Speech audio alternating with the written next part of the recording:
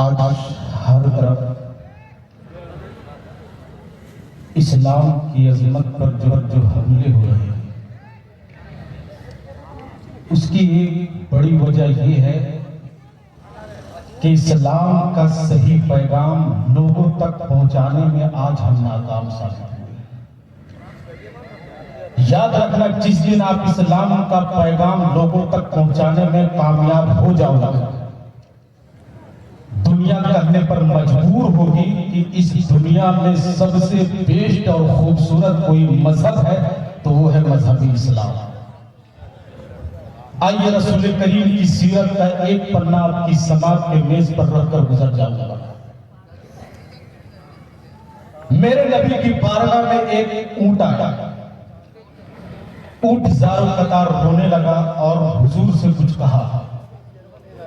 رسول کریم نے حکم دیا کہ اونٹ کے مالک کو بلایا جائے۔ جب اونٹ کا مالک آیا تو نبی نے کہا کہ اونٹ تمہاری شکایت کر رہا ہے کہ اونٹ کو تم کھلاتے کم ہو اور اس سے کام زیادہ۔ اللہ سے ڈرو اور جانوروں پر رحم کرو۔ تو جو اسلام جانوروں پر رحم کرنے کا حکم دیتا ہو، وہ اسلام انسانوں پر ظلم کرنے کی اجازت کیسے دے سکتا ہے؟ قرآن کہتا ہے کہ ایک بے گناہ کا قتل پوری انسانیت کا قتل کرنے کے برابر ہے۔ تو جو اسلام ایک بے گناہ کے قتل کو پوری انسانیت کا قتل کہتا ہے، وہ اسلام بے گناہوں کو قتل کرنے کی اجازت کیسے دے سکتا ہے؟ آؤ اسلام پڑھو۔ اسلام میں خودکشی کرنا حرام ہے، یعنی آپ اپنی جان نہیں لے سکتے کیونکہ آپ اپنی جان کے مالک نہیں ہیں۔ تو جو اسلام آپ کی جان لینے کی اجازت آپ کو نہ دے، وہ اسلام دوسروں کی جان لینے کی اجازت ہمیں کیسے دے سکتا ہے؟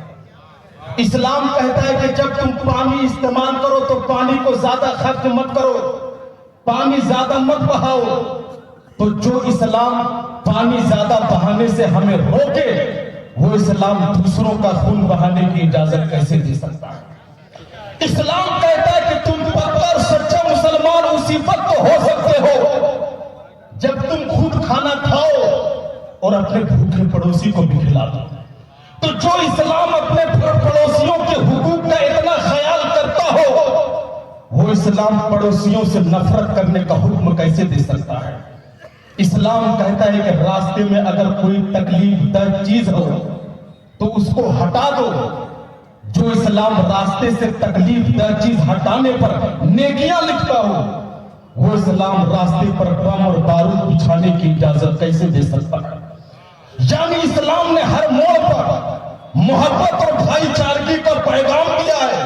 تو اے لوگوں، اسلام کو دہشت گردی سے جوڑنے والوں، اسلام کو نفرتوں سے جوڑنے والوں، اور اسلام کو تم پڑھ لو۔ جس دن اسلام کی تاریخ کو تم نے صحیح سے پڑھ لیا تو تم بھی کہنے پر مجبور ہو جاؤ گے کہ اسلام اس زمین پر آیا ہے تو دہشت گردی مٹا، دہشت گردی پھیلانے کے لیے نہیں آیا ہے، بلکہ اسلام آیا ہے تو دہشت گردی کو مٹانے کے لیے آیا ہے، محبت کو پھیلانے کے لیے آیا ہے، بھائی چارگی کو پھیلانے کے لیے۔